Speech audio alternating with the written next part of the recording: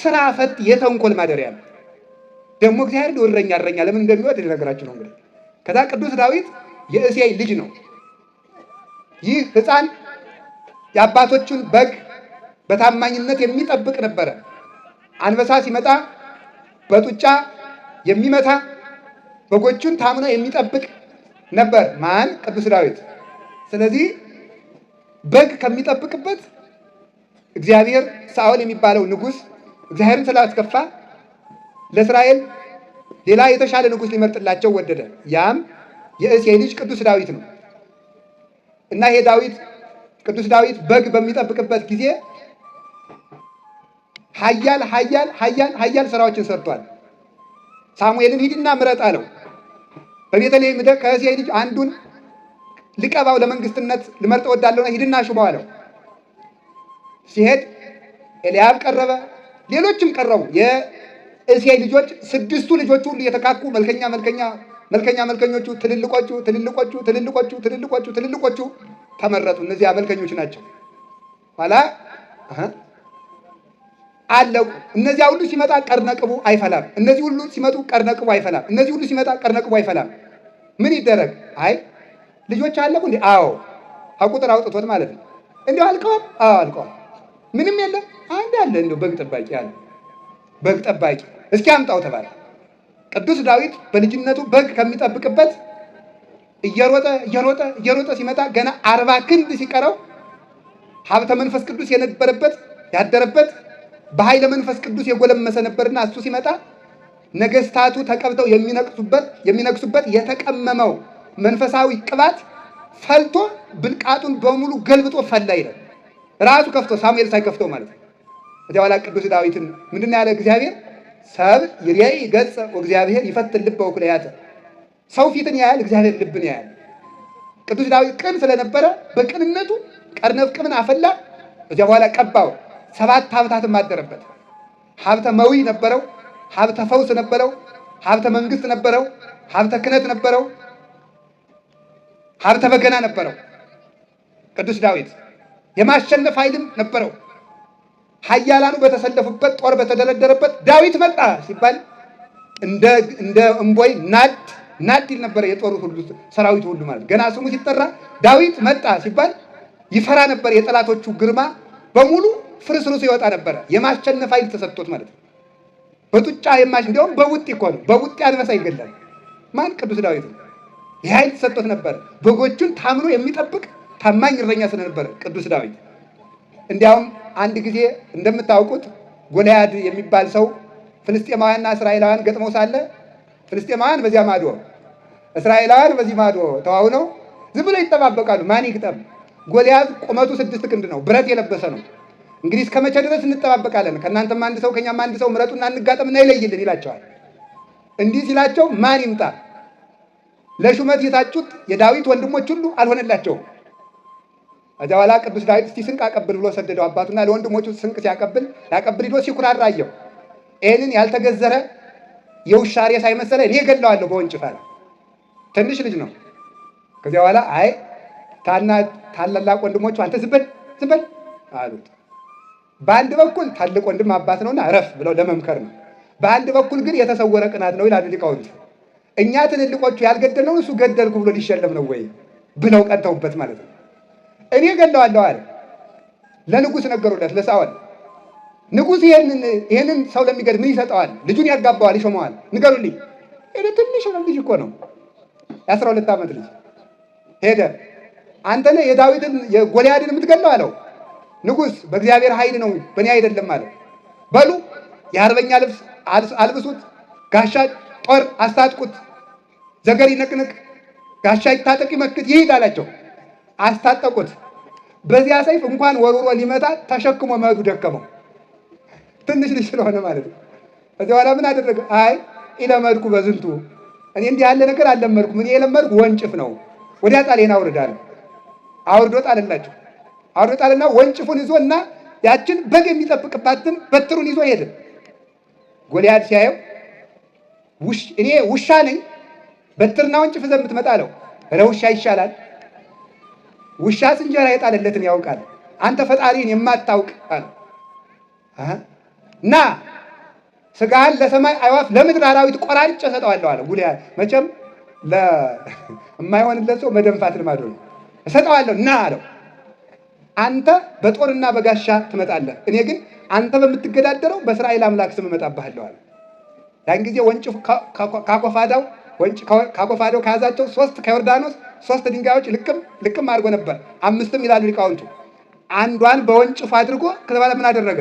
በወንጭፍ አድርጎ ሲወረውራት ብረት ለብሶ ነበረ። የጎልያድን እዚህ የለበሰውን የብረት ግንባሩ ላይ የደፋውን የብረት ዘውድ ቅዱስ ሚካኤል ብድግ ሲያደርግለት የዳዊት ጠጠር ሄደች እንዳ ከጎልያድ ግንባር ምን አለች? እንደዚህ አለች ማለት ነው። እንደዚህ አለች ከግንባሩ ላይ ማለት ነው። እዚህ በኋላ ቅዱስ ዳዊት ዘመረ ማለት ነው። ንዑሳነ ማህዌ ወሬዛ በቤተ አቡዌ ወሪ አባጋ አቡዌ። ተመልከቱ። ወነሳኒ እማባጋ አቡዌ የአባቶችን በግ ከምጠብቅበት ከወንድሞቼ ታናሽ የነበርኩትን እኔ አነሳኝ እግዚአብሔር። መኑ ነገሮ ለጊዜ ለፈጣሪ ማን ነገረው? ዳዊትን ምረጠው ለዳዊት ኃይል ሰጠው ብሎ ማን ነገረው? ማን ይነግረዋል? ውጡ ተመልከቱ። እግዚአብሔር ውጡ ሰማኒ ራሱ እግዚአብሔር ሰማኝ እንጂ ፈነወ መላኮ ወአድኀነኒ መላኩን ልኮ ከጎልያድ እጅ አዳነኝ። ወወፃይኩ ወቀባኒ ወነፃኒ እማባጋ አቡዬ የአባቶችን በጎች ከምጠብቅበት አንስቶ ወቀባኒ ቅባ ቅዱስ ቅባቱንም ቀባኝ አከበረኝ ይላል። ወወፃይኩ ለተእህዞቱ ለሕዝብ ነኪር ከእግዚአብሔር ሕዝብ የተለየ ጎልያድን ለመግደው ወጣው። ወነሳይኩ አይባነ እሙስተ ፈለግ ከወንዙም ጠጠሮችን አነሳው። ወወጸፍክዎ ዲበ ፍጽሙ በግንባሩም መታሁት። አሚሃ ወድቀ በኃይለ እግዚአብሔር ያን ጊዜ ጎልያድ በእግዚአብሔር ኃይል ወደቀ። ከዚያ ምናል ወነሳይኩ ሰይፈ እምላዕሌሁ እኔ እንደሆነ ጋሻና ጦር ይዤ አልተዋጋውምና የራሱን ገጀራ የራሱን ጎራዴ ከራሱ ላይ አንስቼ ይኖር ምንድን አልኩት? ወመተርኩ ርእሶ ለጎልያድ የጎልያድን አንገት ቆረጥኩ። ወአሰሰልኩ ጽለተ እንደ ጭቅ እስራኤል ከእስራኤልም ስድብን አራቅሁኝ ይላል። ይህንን ኃይል የተሰጠው ነበረ ማን? ቅዱስ ዳዊት። ይሄ ኃይል ነው አዲያ እንዲህ ያደረገ በገዛ እጁ ያልተዋጋ በእግዚአብሔር ኃይል የተዋጋ እንዲህ ያለ ሰው ስለነበረ የዳዊት ስም ሲጠራ እግዚአብሔር ቆም ማለት። ኋላ እየተዘመረለት ገባ። ሳኦል 1000 ገደለ፣ ዳዊት 1000 ገደለ እየተባለ ተዘመረለት። የዚያን ጊዜ ቅናት በሳኦል ልቡና ነደደች ይላል። እንደ ቅናት ያለ በሽታ እኮ የለም። እንደ ቅናት ያለ በሽታ ቅናት አንዱ ችግሩ እኔ ለምን አልተመሰገንኩ ሳይሆን ሌላ ሰው ለምን ተመሰገነ ነው። በጣም ቅናታችን እኮ ጫፍ ከመድረሱ የተነሳ እገሌ ጥሩ ሰው ነው ስንባል ጥሩ ሰው ነው፣ ነገር ግን ያው ብለን የምንጨምረው ነገር አናጣም ማለት ነው። ምክንያቱም ሰው ሲመሰገን አንወድም። በእውነቱ ማለት ግርም እኮ ነው የሚያደርገው ማለት ነው። እኛ ቤትም አይጠፋም፣ እናንተ ቤትም አይጠፋም። እንዲያውም ልበለው ልተወው። እሺ ከካህናትና ከሴት ቅናት አይጠፋም። አይጣ ላይ ድረስ ተነፈስኩት እንግዲህ ማለት ነው። እኔም ስላለሁበት ማለት ነው።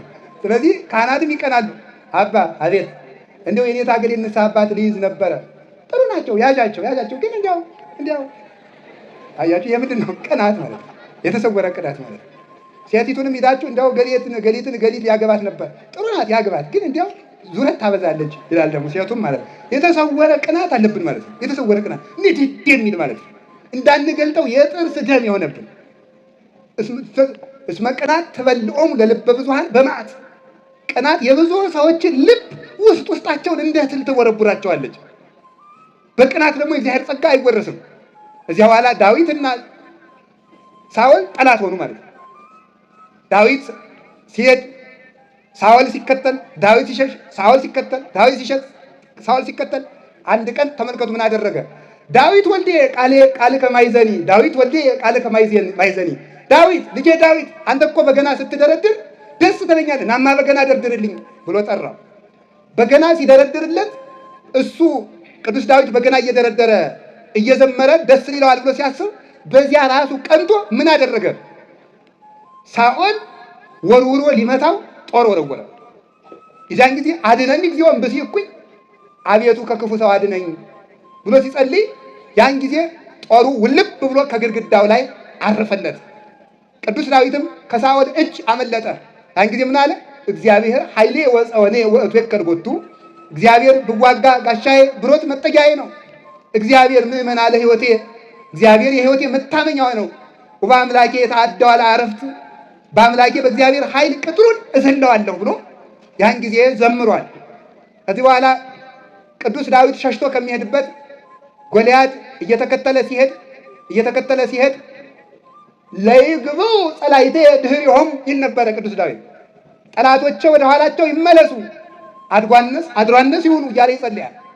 እያለ እየዘመረ ሲሄድ ወደዚያ ገነት ተራራ ነው ይወጡ። እዚያ ማዶ እንደዚያ ማዶ ተራራ ይውላችሁ እየተከተለ ጎልያድ ሳውል እየተከተለው ዳዊት እየሸሸ እንደዚያ ማዶ ካለ ተራራ ደረስ። ልክ ከዚያ አንስቶ እንደመሄድ ማለት ነው።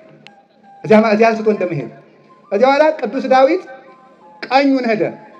ቀኙን ሲሄድ እነሱ ግራውን ሄዱና ቅዱስ ዳዊት ጠፍቷቸው ተመለሱ። ያን ጊዜ ምን አለ?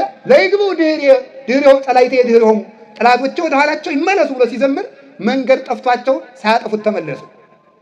ከዕለታት አንድ ቀን ሳኦል ሲፈልግ ብሎ ቅዱስ ዳዊትን አጥቶት ፈልጎ ተኛ ከነጋሻ ጃግሬው። አዛራ ከነጋሻ ጃግሬው ለጥ አለ። ማን? ሳኦል። ዳዊትን ፈልጎ ሲያጣ ቅዱስ ዳዊት ቀስ አለና የሳኦልን የጋሻ ጃግሬዎችን ሰይፍና ጦር ሁሉ በእጁ ያዘና ከሳኦል ከጨርቁ ትንሽ ቁርጥ አድርጎ አቢሳ፣ አንተ የውሻ ሬሳ ይመስልክ ጌታህን እንዲህ አድርገህ ነው የምትጠብቀው አለው። አቢሳ ማለት የሳኦል ጠባቂ ማለት ነው። እንዲህ አድርገህ አንተ የውሻ ሬሳ ንጉሥ እየጠበቅክ ትተኛለህ አለው። ይገርማል እኮ እንደ መግደል ማለት ነው። እንደ መግደል ጠላቱን ሳኦልን ተመልከቱ። ሲያገኘው ሳይገለው ቀስቅሶ ለምን ንጉሥን እየጠበቅክ ትተኛለህ አለ። ከዚያ በኋላ እንደውም አብረውት የነበሩት ሁሉ እንግደለው ዛሬ ጠላትን እግዚአብሔር በእጁ አሳልፎ ሰጥተዋል ሲለው ምን አለ? አይ ተው እግዚአብሔር በቀባው ላይ እጄን አላነሳም አለ። እግዚአብሔር በቀባው ላይ እጄን አላነሳም ብሎ ምሮት ሄደ። ወአነ አቀብኩ ፍናወ እጹባተ ያለው ይሄንን ነው። አቤቱ ፈጣሪ ሆይ ጭንቅ ጎዳናዎችን ሁሉ በሕይወት የዘመን ሄድኩኝ ይላል። ጭንቅ ጎዳና ሄድኩ ለእግዚአብሔር ሲናገር መዝሙር 16 ላይ ጭንቅ ጎዳና ያለው ምንድን ነው? ጠላትን በእጅ አግኝቶ ሳይገሉ መሄድ ማለት ነው። ሊገል የመጣን ጠላት እጅ ተፍንጅ ይዞ ራርቶ ሳይገሉ መሄድ ፈጽሞ የማይቻል እግዚአብሔር ብቻ የሚያደርገው የፍጹም ፍቅር ስራ ስለሆነ ጭንቅ ስራን ሰርቻለሁ አለ። ማን? ቅዱስ ዳዊት። ስለዚህ ምን አለው እግዚአብሔር? ረከብኩ፣ ተመልከቱ፣ ዳዊትሃ ዘከመ ልቤ፣ እንደ ልቤ የሆነ ዳዊትን አገኘዋለሁ። እንደ ልቤ የሆነ ምን ማለት ነው? የእግዚአብሔር ልቡ ምንድን ነው የሚወደው? ፍቅር ነው። እንደ ልቤ የሆነ ማለት ጌታችን መድኃኒታችን ኢየሱስ ክርስቶስ በኋላ በሥጋ ተገልጦ የሚሰራት ወንጌል አፍቅሩ ጸላእተክሙ፣ ጠላቶቻችሁን ውደዱ ትላችን። ጠላቶቻችሁን ውደዱ ስለምትል ተመልከቱ፣ ይህች ሕግ ገና ሳትሰራ ቅዱስ ዳዊት አስቀድሞ ጠላቱን ወደደ። ስለዚህ እንደ ልቤ ያለው ምንድን ነው? እንደ ወንጌል የሆነ ዳዊትን አገኘው ማለት ነው። ወንጌል ሳትሰራ ወንጌልን የኖረ ፍቅርን የፈጸመ ክርስቶስ ተሰቅሎ የሰራትን ያሳያትን ሕግ ገና ክርስቶስ ሳይወለድ የሰራ ስለሆነ ቅዱስ ዳዊት የአምላክን ልብ ያወቀ የአምላክ ልብ ለመባል በቃ። ስለዚህ ነበረ እነዚህ ዕውራን የዳዊት ልጅ ሆይ ማረን ሲሉት የዳዊት ስም ሲጠራ ክርስቶስ ቆሞ ይቆያቸው። ለእኛም ቆሞ ይቆየን መድኃኔዓለም።